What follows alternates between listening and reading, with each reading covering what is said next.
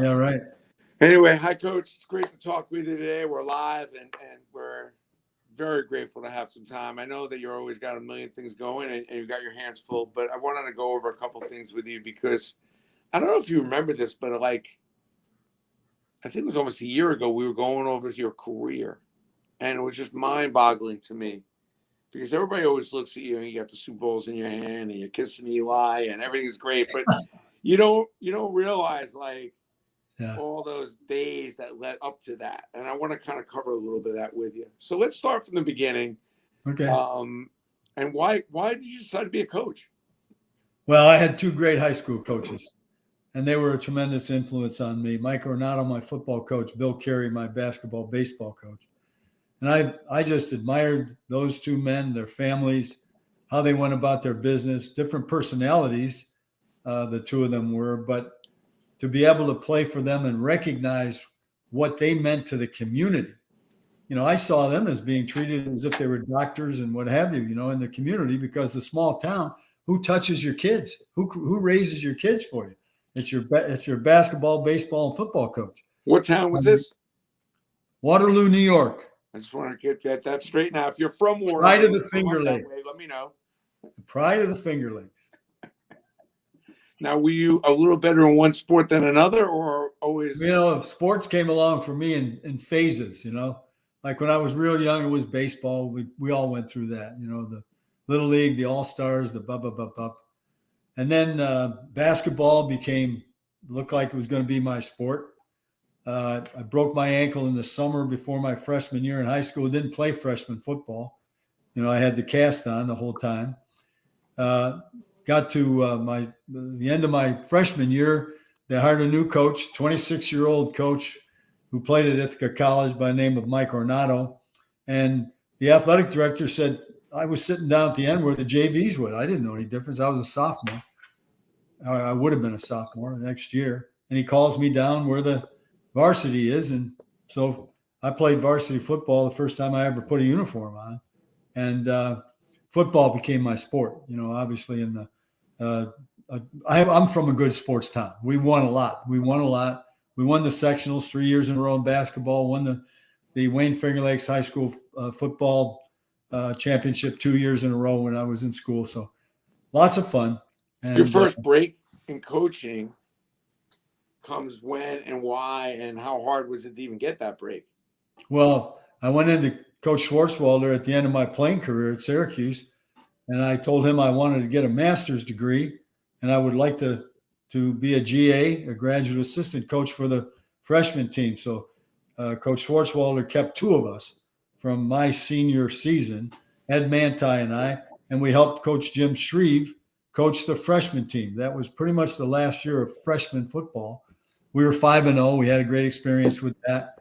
That was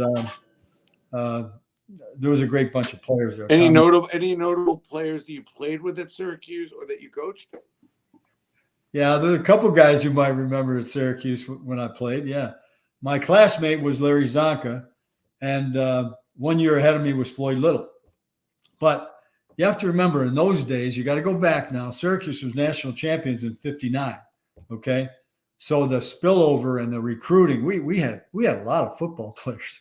We had a lot of good football players when I was privileged to play at Syracuse, and we won a lot of games and had a lot of fun. And those guys are, just as you're the guys you went to college with. They remain close friends the rest of your life. And but the opportunity for me came as to get my career started as a coach, which would have been the fall of '68, was when I was a graduate assistant coach at Syracuse. So you were a coach at Syracuse for 10 years or 12 years? Well, that's a cycle. I left Syracuse with my master's. I went to Rochester Institute of Technology, and I was the head football coach there at 23 years old. It was Division III. We were coming into the Independent Collegiate Athletic Conference, playing teams like Ithaca. We played Alfred. We played some kind of a schedule. 5 years down the road, when Coach Schwartzwalder retired, Frank Maloney became the head coach at Syracuse. I went to an alumni gathering in Rochester, and I shook Frank Maloney's hands, and congratulated him on the job, told him who I was, what I was doing. And, he asked about my career, what I wanted. And of course, I wanted to advance in coaching. And probably a month later, I got a phone call to come and interview with Frank Maloney on his first staff at Syracuse. So I went down, and that's a funny story too, because my son at the time was crawling around the house, and I lost my car keys. I couldn't go to the first scheduled appointment with Frank because I couldn't find my car keys.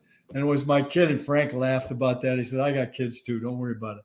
So we rescheduled. But long story short, I was hired as the quarterback and backfield coach at Syracuse, my alma mater, with Frank Maloney's staff in 1974. And I stayed there for 7 years. That's Monk, Morris, Manderville was kind Unbelievable.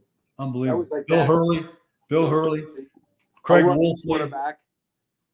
Bill Hurley was a running back who, as a freshman, gained 96 yards against Penn State at Penn State, and we made him into a quarterback. We made him into a quarterback in the spring because we were, quite frankly, out of quarterbacks. And Bill Hurley, probably the greatest rushing quarterback in Syracuse history, even though some of the great players that came along after him. But and I coached Art Monk. People won't remember, but I put Art Monk in the backfield because we couldn't get him the ball enough as a receiver, So I put him in the backfield, and he ran the option, and so on and so forth. What a great player he was. Wolfley up front. Jim Collins was a linebacker, played forever with the Rams. So there were some good football players there. That was my team when I was there, and he coached my roommate Manderville as well. How good was Joe Morris? Oh, Joe Morris. Such a big effect, and he take over a game. Joe Morris was a great football player. I'll tell you, one of the poorest or bad memories in my life as a coach. We opened the Dome. Remember the first night of the Dome? Oh yeah. You had 50,000 people in a sauna, and the irony of it, it's the Carrier Dome. The air conditioning didn't work. Remember that? No AC. That night, Joe Morris rushed for like 150 yards, but they didn't have the padded walls up in the stadium in the Carrier Dome. And Joe got hit, and he spun off the sideline. He hit the concrete wall. We win the game. I go in the training room afterwards, and I'm as excited as anybody about winning the opener. And I look, and there's a golf ball size bubble mass on Joe's collarbone. He had a green stick fracture. He missed 7 games of that his senior year. But Joe Morris was a great football player. Do you remember going down to Ithaca the year before? And you win the game, you go to the Tangerine Bowl, right? You're playing Boston College, you're favored by like 20 points. Do you remember what happened? Like, we should end up losing by 20 points. Well, that was a regular season game. Yeah. That was the last regular season game. And it was 1979, and we had no stadium, so we played 12 games on the road. Buffalo, all over the place. Buffalo, we beat Miami in Buffalo, So we go down to Cornell to play against Boston College, and there was a tragedy involved there too, as one of our older equipment guys, you remember that? Yeah. Passed away right on the sideline in front of our guys, our players, which was not a great experience. But we got beat, and we shouldn't have got beat. We were a better football team, but amazing how things happen, Coach, that can change everything quickly. Sure. So from Syracuse, you go to Boston College? I go to Boston College. That's really where you really got the props, though, because that's what people are like, who is this guy? Because you put a hell of a football team together there. What was special about that? Well, Jack Bicknell was the head coach at Boston College, and he was putting together his first staff. And Frank Maloney had resigned, after the 1980 season. So this is my alma mater. I'm crushed. I don't know what to do next. I don't think I've got a very good name and reputation in the business. I don't know who's coming after me. Fortunately, I did have a couple of opportunities. But Jack Bicknell offered me a job, to come to Boston College. So I went to Boston College as the quarterback and the running back coach. And the good Lord works in mysterious ways. The first fall, the 7th quarterback on the depth chart was a guy by the name of Doug Flutie. I coached Doug Flutie.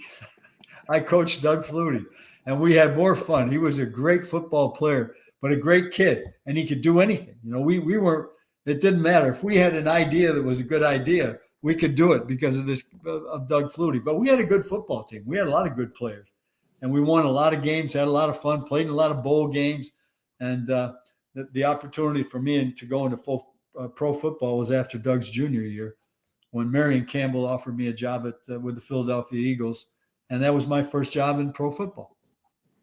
Now, the Eagles was kind of a short stint because you very soon after. Was anything particular happen? Anything happen at the Eagles, or was it really the big break on pro was with Jacksonville? Well, you had a new owner who came in and bought the Philadelphia Eagles, and so we were a holdover staff. So Marion got let go after 2 years, and then I was fortunate enough to be hired by Forrest Gregg in Green Bay. Went to Green Bay as the passing game coordinator, the receiver coach. Who was the quarterback? What's that? Who was the quarterback back then? There were a couple of them. You wouldn't even know them. Okay. They were kind of no names at that time. But we were lasted 2 years there, and then Forrest took the AD's job at SMU, and at that point in time, I had a little reputation. And Chuck Noll offered me a job. Bill Parcells offered me a job, and I happened to be fortunate enough to go to the New York Giants at that time as a receiver coach. So were you on both Super Bowl teams? No, just 90. Just 90. I got there in 88. Yeah, I got to New York in 1988. Yep. The 90 team was very odd because I don't know if people saw that team coming, especially when Sims gets hurt. Well, that's it. Yeah, right? We won 10 straight. We were a good football team. We won 10 straight. But Sims got hurt. And then we went 3-3 in our last 6 games. And one of the losses was to Buffalo. Buffalo beat us in Giant Stadium. So, eventually as it works out, we go right through and don't forget the Super Bowl it's Desert Storm. And we go to San Francisco. We beat San Francisco in that great NFC championship game. They're loaded. Joe Montana, Roger Craig, the whole deal. We get Lawrence Taylor strips a ball at the end of the game. We kick a field goal and win. Now we fly right from there to Tampa because it was a 1 week preparation, 1 week break between that game and the Super Bowl against the Buffalo Bills in Tampa. So, and that was one of those games that you remember because we had to go through security to get in there the day before the game just to work out at the stadium. That security was real tight. There's a helicopter. I was in the box. There's a helicopter gunship hovering right next to the coach's press box. Yeah, I got to ask you, what was it like working for Parcells? You hear all these stories. He was such a big personality. But what was it like to coach with? And also, I enjoyed very much being with Bill. How good was that coaching staff? That was a good staff. Belichick was the defensive coordinator. Ron Earhart was the offensive coordinator. We had a really good staff. And in those days, you didn't have a lot of coaches. You had a small group of guys because you didn't talk about the things you did. Be an information gatherer. That was Parcells' deal. Keep your mouth shut and listen to what other people are saying. But I liked working for Bill. Bill knew exactly what he wanted. Okay, he knew exactly how he wanted his coaches to operate. He knew exactly how his players were going to operate. There wasn't a lot of fluff and there wasn't a lot of no nonsense kind of stuff, but I enjoyed that. And quite frankly, we had George Young, we had Mr. Mara. It was a tremendous opportunity for me to learn from what I always called the flagship franchise of the National Football League. How important is coaching in football, especially on a professional level? Critical. You can't even put up. I've taken a little different road in my experiences, okay? I've taken a little different road. I've always thought that your obligation was to teach young men about more than just X's and O's.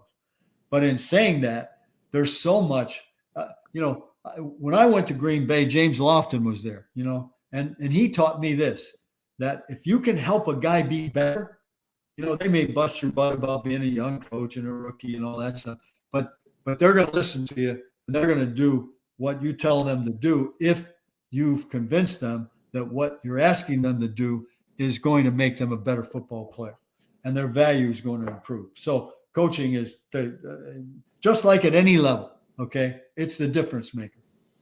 The two Super Bowl teams, not to pass over on Jacksonville, but that was an amazing opportunity too. When you think about starting a franchise, and also you went pretty far there. I mean, how hard was that? Well, How hard let was me tell that? you this. When I went to Rochester Institute of Technology, I literally started football there. Okay. And I went through the whole deal. I made the schedule. I made all the transportation, meals, preseason. I had to do it all. Okay. I had to do it all. Okay. So when I was with the Giants, I went after the Super Bowl team of 1990 to Boston College as the head coach. I have some tremendous memories about that. Great, great games. Great fun. You mentioned talking to Lou Holtz a couple of weeks ago, and that was we beat Notre Dame out there when they were number one in the nation. Okay. So then I had the opportunity to go to Jacksonville, but that was starting a franchise from scratch. And it was a 24/7 deal. The first year that I was there, we didn't play. We didn't play in 94. I was there in 94. That we started along with Carolina in 95. Okay. But our first 5 years were the greatest years in the history of the franchise. We were in the AFC Championship game twice in 5 years. We got beat. We should have been there in 1999. We were 14-2 in Jacksonville and got beat in the AFC Championship game by a very good Tennessee Titan team. That must have been a tough loss for you because you were Terrible thinking loss. Super Bowl, right? Terrible loss because the electricity in our stadium was unlike anything I'd ever felt.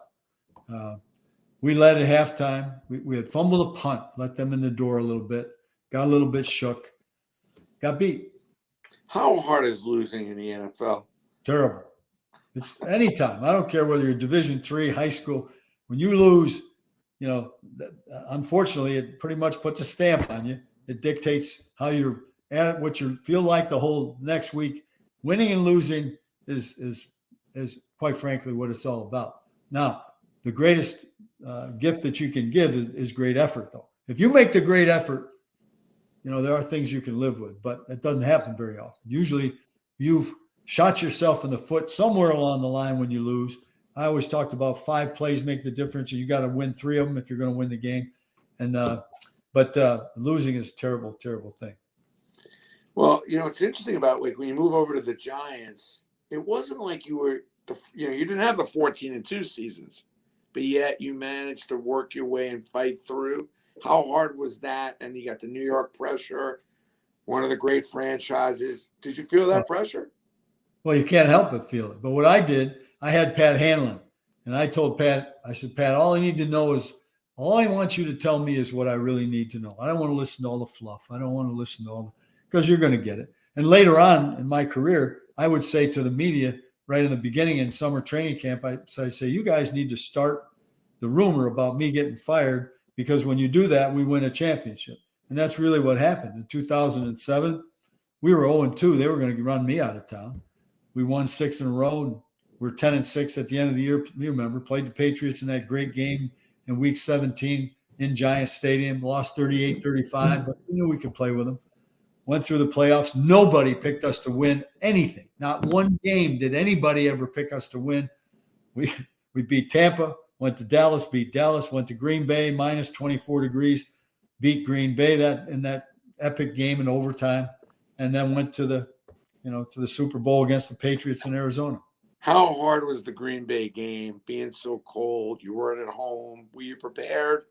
Because it was frigid.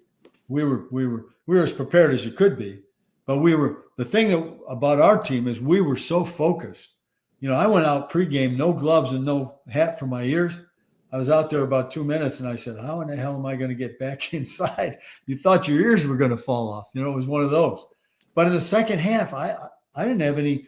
I mean, I was fine in the second half. I don't know what happened at halftime, but I went out and, I didn't have an issue with that after the half. The first half, you were cold, no doubt. But the amazing thing is the way Eli threw the ball, the way Plaxico caught the ball. I mean, it was like 75 degrees.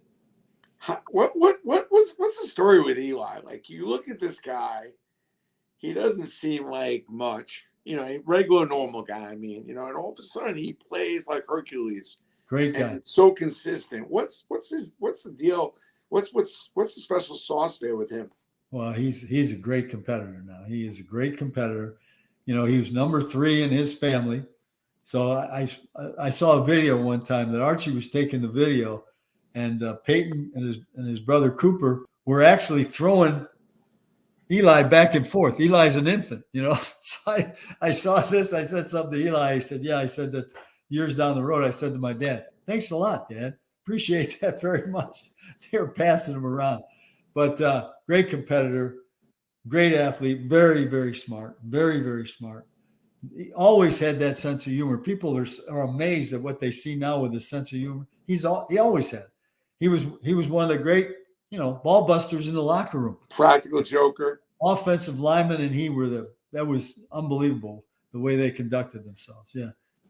Very, very close with his offensive lineman. More than just a gift here and a gift there. He definitely had a very close relationship. Oh, he did.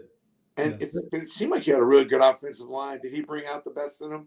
We did have a great offensive line, and they were, you know, those big guys up front, offense and defensive line, normally end up being the key as you climb your way into a Super Bowl and a Super Bowl championship. But yes, we did have an outstanding offensive line. How good was Strahan, and what made him so special? Well, he was Michael Strahan's the greatest natural leader I've ever been around. But he had his practice habits were unmatched. Okay. He practiced, he ran to the ball on every snap as hard as he could. He ran to the ball. It was a great, great example. Okay. But I'll give you the one scenario that sums up Michael Strahan. He's in his 15th year. We're in the Super Bowl. Okay. The first drive of the second half, the Patriots drive it over midfield. Okay. We got a 4th and 2.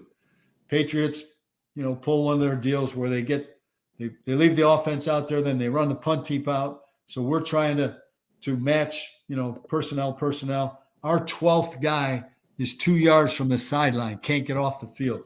They challenge it. They catch us with having 12 men on the field.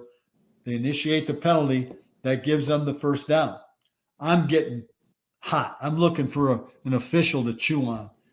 Because eventually, that rule changed. Obviously, you substitute, they substitute. It's just the way it is today. Well, that wasn't the way it was then. If we lost the Super Bowl over that, woo. But anyway, so I'm looking for an official to chew on. All of a sudden, I see right out of the corner of my eye, 92 standing next to me.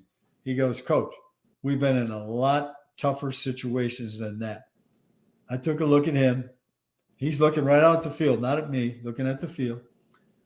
So, and this is a defensive player, and our defense had just stopped them, and now they got to go back out. They go back out. Patriots take the ball down inside the 25-yard line. It's a third and 8, okay? Big play. Strahan gets a great jump on the right tackle, sacks Brady, makes it a 4th and 13, okay? They go for it. No field goal, no punt. You're too close. They go for it. A meaningless throw by Brady out of the end zone. Now, the margin of victory, Brandon, 3 points. They're already in field goal range when he gets that sack.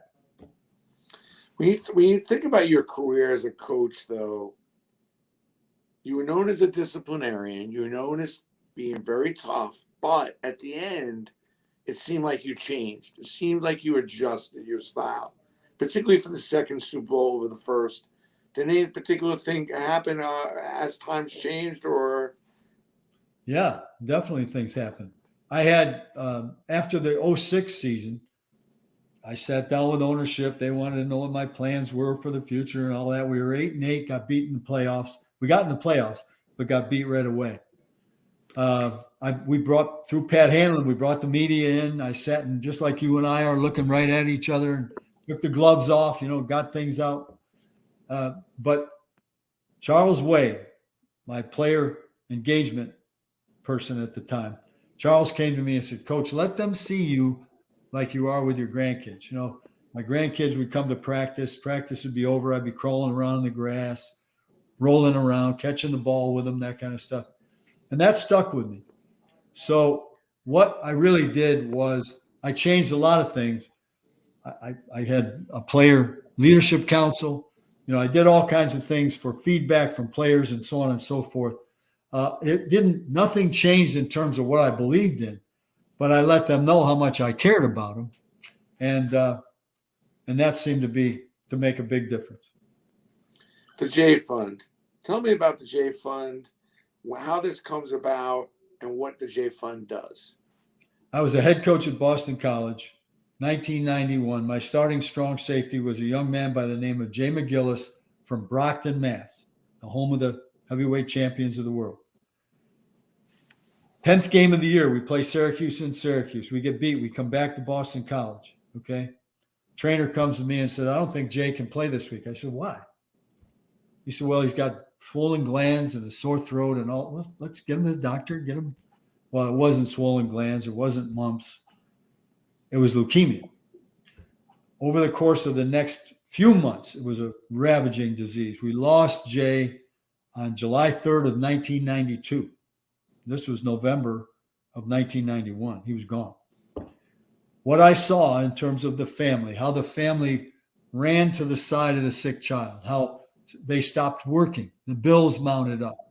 Mike Panos, one of my linebackers, came to me and said, Coach, we got to do something to help the McGillis family. Bills are piling up. They're so on and so forth.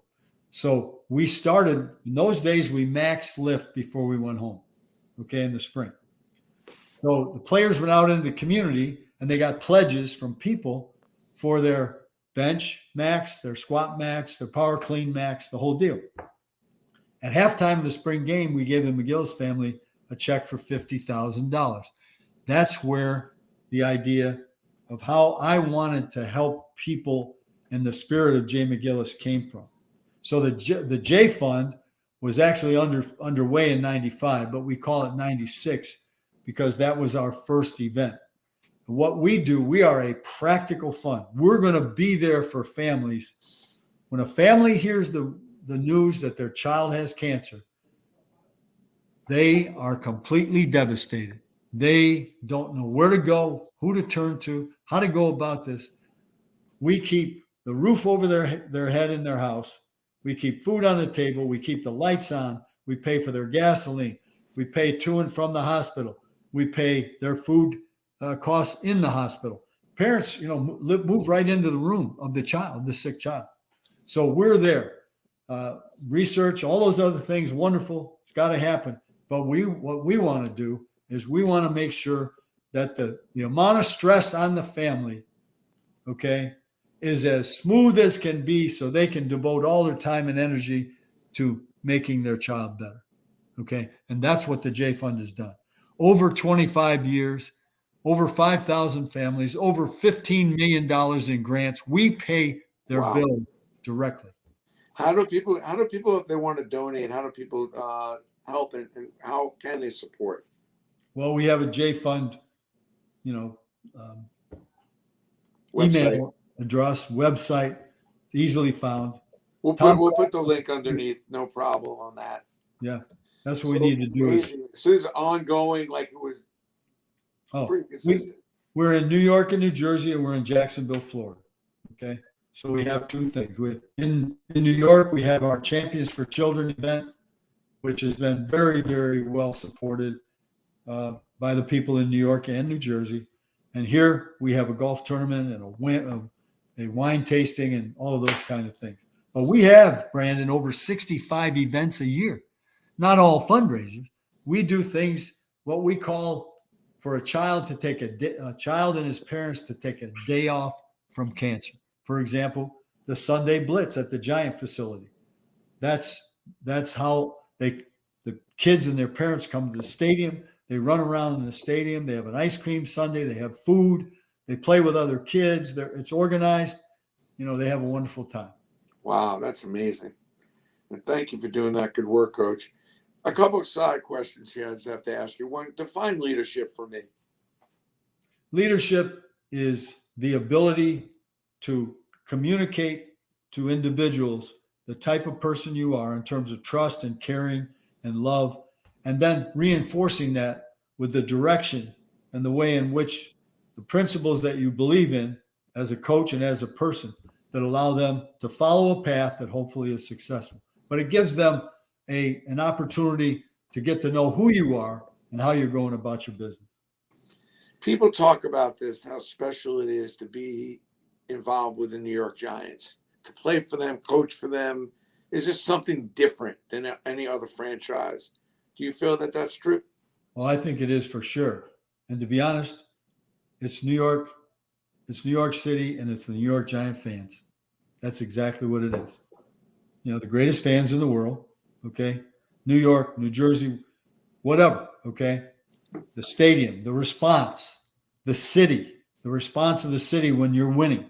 There's nothing like it. I remember the first Canyon of Heroes parade.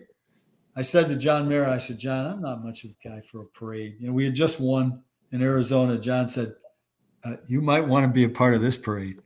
It's the most unbelievable thing you've ever saw. 2 million people hanging out of the windows, confetti everywhere.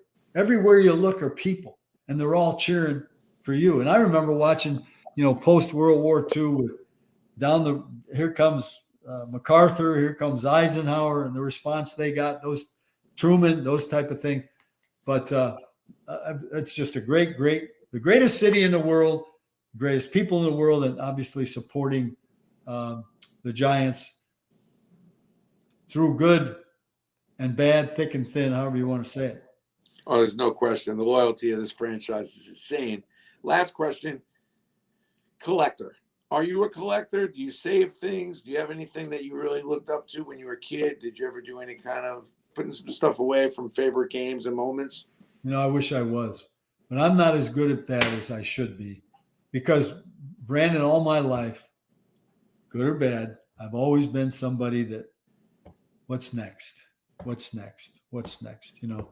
And probably the best way to describe who I am and the best way I felt about it was after that Super Bowl 42, after that win against the undefeated Patriots, we sent a picture out of me at my desk with my feet up, looking at the tape with the word "mission accomplished." You have to be proud of this career. I mean, when you think about it, you check so many boxes. It's insane. Yeah, and I'm just what a privilege to know you and be able to have a relationship with you and do some business with you as well. Thank you, Coach. Really appreciate it. Thank you, Brandon. Enjoyed it. Have a great day. Thank you. You We'll make sure we mention about the J Fund. If you're out there, you're listening, please make a donation. It's probably one of my favorite causes because it's just so smart, and it's simple, and it's needed. So thank you, Coach, for all the work you do. Thank you. And the help is directly to the family. Coach, have a great day. Thanks for everything. You too, Brandon. Thank you. See you soon. Thank you. See you soon. Bye-bye.